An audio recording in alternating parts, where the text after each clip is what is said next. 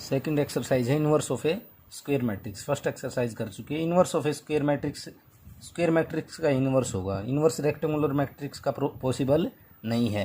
क्यों नहीं है? क्योंकि जब इनवर्स कब पॉसिबल होगा, देखो उसकी ये है A B is equal to B A is equal to identity matrix. जब भी मल्टीप्लिकेशन होता है तो मैट्रिक्स में आपने पढ़ा था, जब एक मैट्रिक्स एम क्रॉस एन की और बी है एन क्रॉस एम की, या कुछ भी बोल लो आप, तो ये इसके साथ मैच होना चाहिए। नई मैट्रिक्स आती है जो भी आती है, सी बोल लो, वो एम क्रॉस एम की आती है, ठीक है ना। लेकिन ये एक मैनर में तो पॉसिबल है, लेकिन जब उसका ऑर्डर अगर मैं रिवर्स कर दूं, यानी बी की मल्टीप्लाई ए के साथ करूंगा, तो बी का ऑर्डर क्या है, एन क्रॉस में एम, और ए का ऑर्डर है एम क्रॉस में एन। तो नई मैट्रिक्स है, उसका ऑर्डर क्या हो गया, देखो एन क्रॉस एन, ठीक है ना। दोनों में नई मैट्रिक्स का ऑर्डर अलग आ रहा है। तो रेक्टेंगुलर मैट्रिक्स के लिए इनवर्स पॉसिबल नहीं है, केवल स्क्वायर मैट्रिक्स के लिए इनवर्स पॉसिबल है, ठीक है। तो अब क्या है, आपने देखा होगा कोई भी नंबर है 5 है, उसका इनवर्स क्या होगा 1/5। उसकी मल्टीप्लाई क्या करूँगा तो क्या आएगा 1।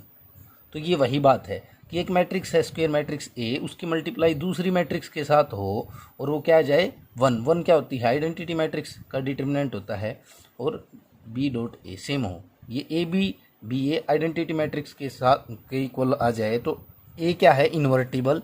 ए को क्या बोलूँगा मैं, इन्वर्टिबल, और बी क्या होगा, inverse of A. Inverse of A हमें इस एक्सरसाइज में क्या निकालना, इनवर्स निकालना। अगर मैं यहाँ देखूँ तो बी क्या है, इन्वर्टिबल, और ए क्या है, इनवर्स ऑफ बी।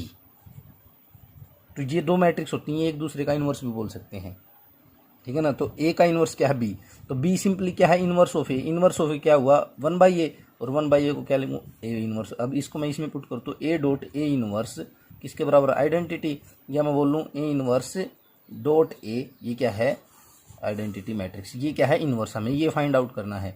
दो तरीके से हो जाता है। एक एलिमेंट्री ऑपरेशन लगा के करते हैं हम, वो देखेंगे, अगर आपके सिलेबस में होगा तो आगे करवाएंगे। और एक है एडजॉइंट से सीधा सिंपल तरीका।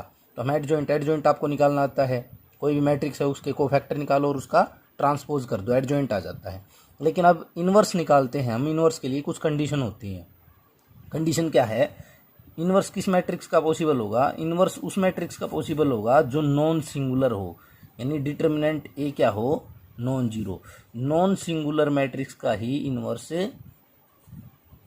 नॉन सिंगुलर मैट्रिक्स का इनवर्स पॉसिबल होगा। अगर सिंगुलर मैट्रिक्स होगी उसका इनवर्स पॉसिबल नहीं होगा। वो भी आगे आ जाएगा क्यों नहीं होता, ठीक है ना। तो सबसे पहले जब भी आपको कोई मैट्रिक्स दी जाए, उसको क्या देखोगे, अगर उसका इनवर्स निकालना, आप देखोगे वो नॉन सिंगुलर है या सिंगुलर, तो उसका डिटर्मिनेंट फाइंड आउट कर लो। अगर 0 के बराबर है तो सिंगुलर है, तो आप सीधा लिख दोगे inverse is not possible for this matrix. और अगर नॉन सिंगुलर है तो आप इनवर्स निकाल सकते हो। अब देखो, हमें पता है ए एडजॉइंट ए किसके बराबर था, डिटर्मिनेंट ए और आइडेंटिटी मैट्रिक्स इसके बराबर था ना। हमें क्या लेके आना है, आइडेंटिटी मैट्रिक्स। इसको क्या ले आऊँ, इस साइड ले आऊँ, A adjoint A by determinant A is equal to I N, हो गया ना।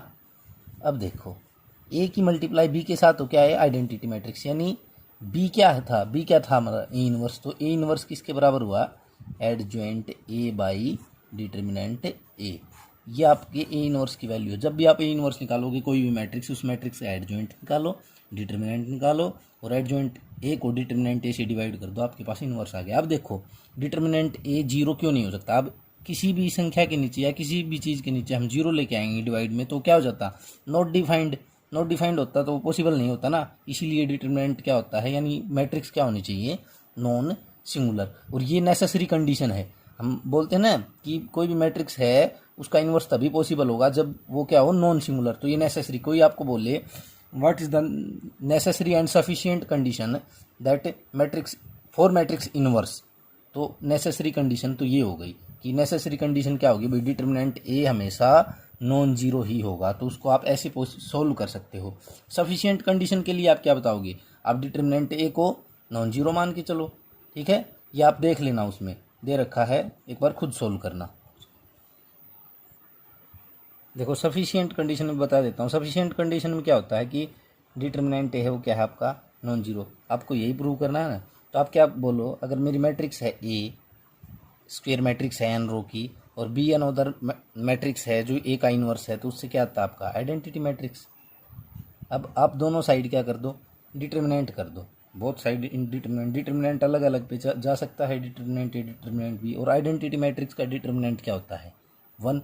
अब देखो कोई भी दो संख्या हैं उनमें से दोनों नॉन जीरो होंगी तभी तो 1 आएगा आंसर। अगर ए डिटर्मिनेंट ए अगर जीरो होता, या मैं बोलूँ डिटर्मिनेंट बी अगर जीरो होता, तो ये 1 आता नहीं आता ना, जीरो की मल्टीप्लाई किसी के साथ जीरो। तो ये दोनों चीज़ें नहीं हैं, इसका मतलब क्या है, determinant A is non zero, तो नॉन सिंगुलर हो गई। ठीक है ना, ये आपको इन्वर्स निकालना ही है, ये मेथड आपको यूज़ करना है। ठीक है, ये समझाने के लिए था कि कैसे ए इन्वर्स आता है। कि कोई बोल दे कि ए इन्वर्स सीधा याद करते हैं, ए इन्वर्स क्या होता है, A adjoint A by determinant A, तो आप खुद भी निकाल सकते हो कैसे कि A adjoint A determinant A I n के बराबर होता है। ये नीचे आ गया, ये क्या है, ए इन्वर्स है। ठीक है, अब हम प्रॉपर्टी करेंगे इनकी।